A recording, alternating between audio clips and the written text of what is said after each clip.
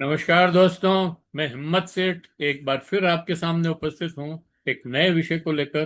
दोस्तों, आज हम बात करेंगे हमारे भारत की अर्थव्यवस्था पर। अर्थव्यवस्था हमारी गर्त में जा रही है दोस्तों। बहुत ही भयंकर स्थिति है। बड़े बड़े राजनेता और आर्थिक विशेषज्ञ, अर्थशास्त्री इस बात को कह रहे हैं कि अगर अभी से सही कदम नहीं उठाए तो भारत बहुत ही बड़ी मुसीबत में फंसने वाला है।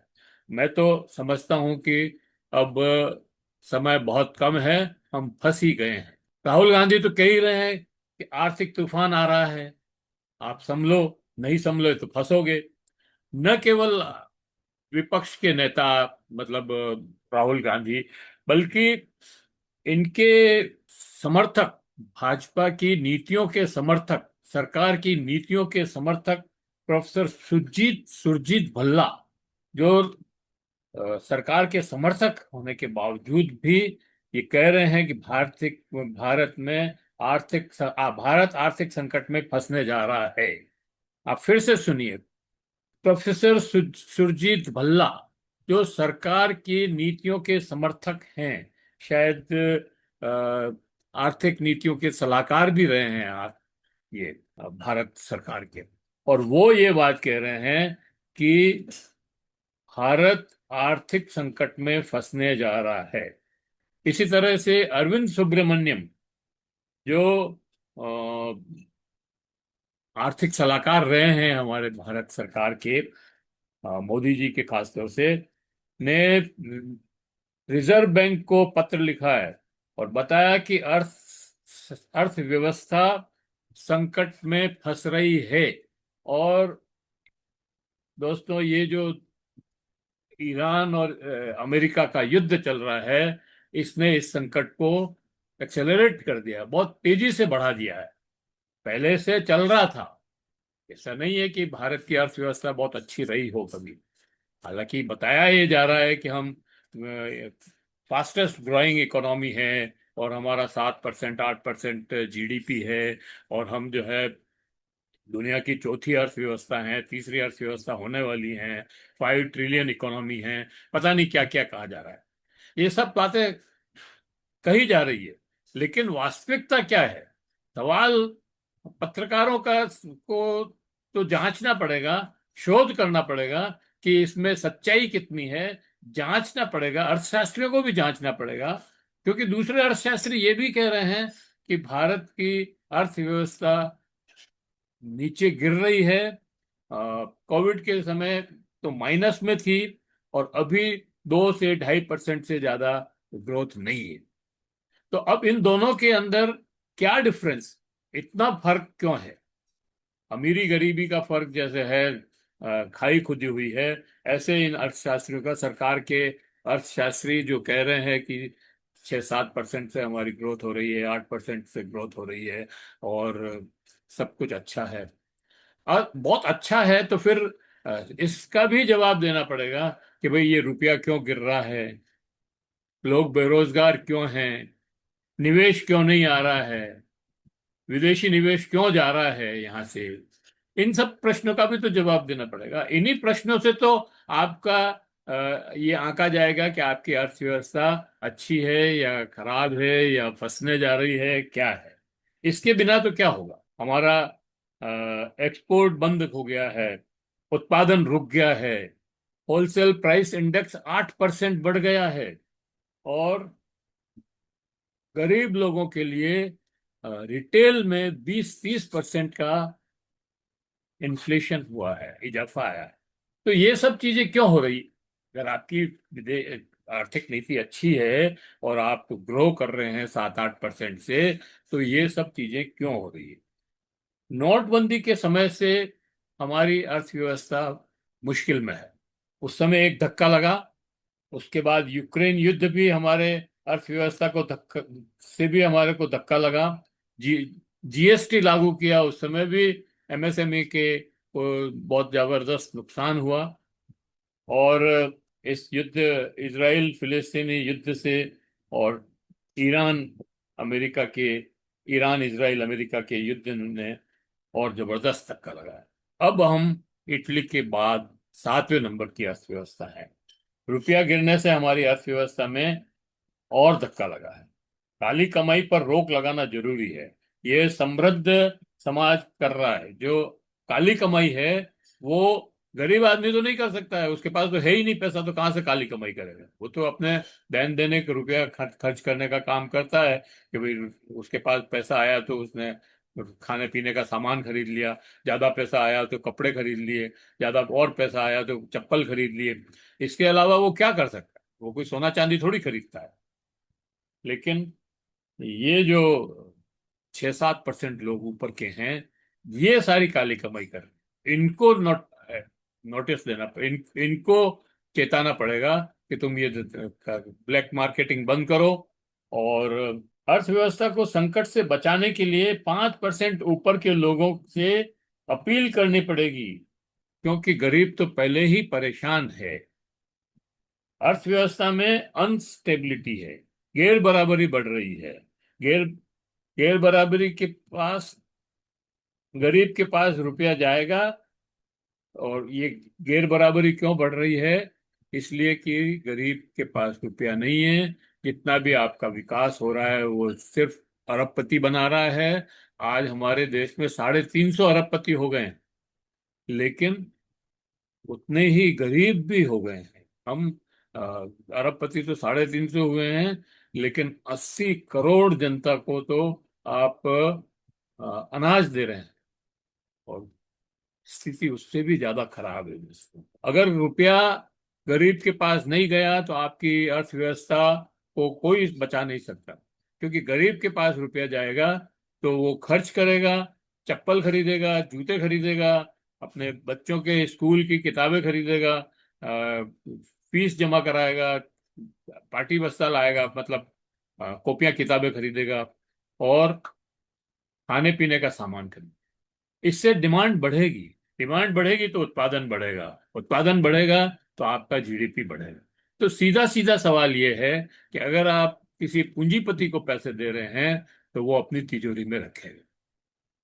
वो खर्च नहीं कर रहा है, वो निवेश नहीं कर रहा है। अगर वो निवेश कर रहा होता तो आपने जो 5-6 करोड़ लाख रुपया टैक्स माफ किया उस समय, या वेवर किया, तो वो ही अगर निवेश कर देता 5-6 लाख करोड़ रुपया, तो आज हमारी स्थिति दूसरी हो जाती।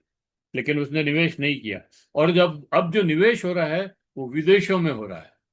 अडानी साहब अभी अभी खबर आई है, अमेरिका में बहुत बड़ा निवेश जो है वहां कर रहे हैं। और भारत में तो निवेश तभी बढ़ेगा जब डिमांड बढ़ेगी, और डिमांड हमारी गलत नीतियों के चलते नहीं बढ़ रही है।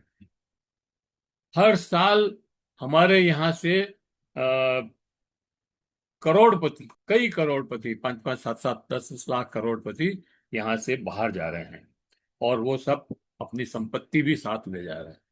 50 लाख करोड़पति करोड़ों रुपए वो यहाँ से लेके चले गए हैं और देश छोड़कर चले गए। पूंजीवादी नीतियों के चलते देश रसातल में जा रहा है। इन नीतियों में रोजगार नहीं है, रोजगार नहीं होगा तो नुकसान हो रहा है, क्योंकि बिना बिना रोजगार के तो आदमी कैसे खाएगा? गरीब के मदद करने करेंगे तो ही डिमांड बढ़ेगी। विदेशी निवेश का विश्वास, विदेशी निवेशकों का विश्वास नहीं है। जब देश के पूंजीपति निवेश नहीं कर रहे हैं तो विदेश के क्यों करेंगे? आर्थिक तूफान आ रहा है। 24%, 94% लोग असंगठित क्षेत्र में काम करते हैं। उनके लिए ये तूफान आ रहा है, और उनके लिए महंगाई बढ़ रही है, उनके रोजगार खत्म हो रहे हैं, उनके लिए बड़ी मुश्किल है। फॉरेन डायरेक्ट इन्वेस्टमेंट तो बहुत कम आया है। मिनिमम वेज मजदूरों को नहीं मिल रही है, जबकि लिविंग वेज मिलनी चाहिए। जब तक लिविंग वेज नहीं मिलेगी तब तक आदमी कैसे अपना सरवाइव करेगा?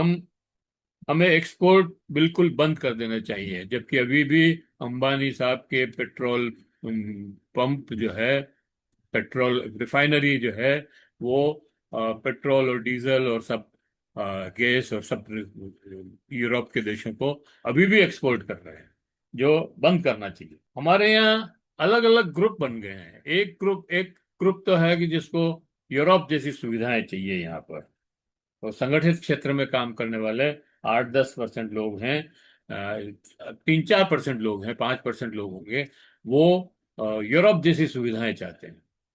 हमारे नेता तो अंतर्राष्ट्रीय स्तर की सुविधाएं चाहते हैं। और गरीब लोग जो है उनको खाने को भी नहीं मिल रहा है।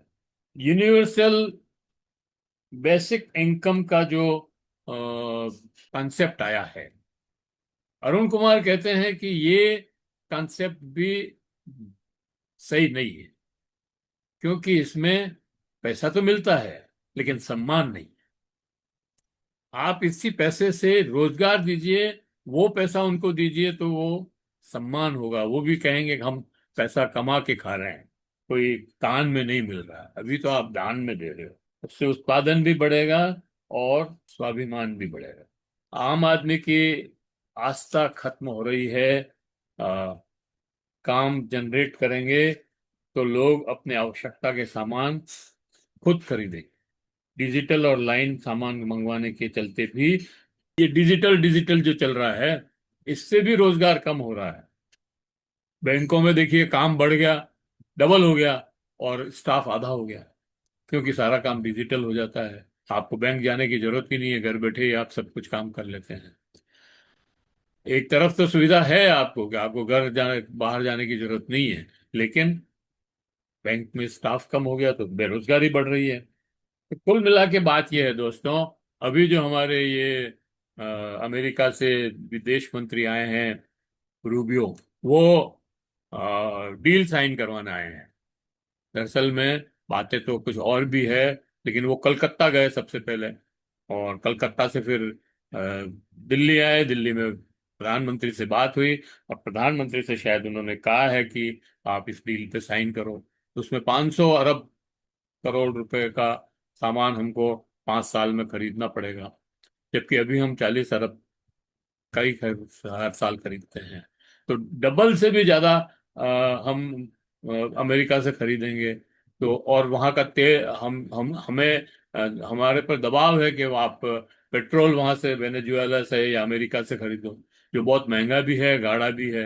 हमारी रिफाइनरियां उसको साफ करने में ज्यादा समय लगाएगी। तो बहुत सारी चीजें हैं। हम रूस से तेल खरीदते थे, वो बंद हो गया। ईरान से खरीदते थे, वो हमने बंद कर दिया। राष्ट्र अमेरिका के राष्ट्रपति ट्रम्प के कहने से। अब हमारे पास संकट है कि तेल कहाँ से लें। यूएई हमें दे रहा है, और भी देश दे रहे हैं, इराक से भी ले रहे हैं हम, सऊदी अरब से भी ले रहे हैं। लेकिन ईरान हमें सस्ता दे रहा था, 2 साल के उधार पे दे रहा था, लिमिट पे दे रहा था। और आ, रूस तो हमें बहुत सस्ता तेल दे रहा था, 30% सस्ता दे रहा था। अब वो भी पूरे पैसे लेगा, मार्केट रेट से पैसे लेगा।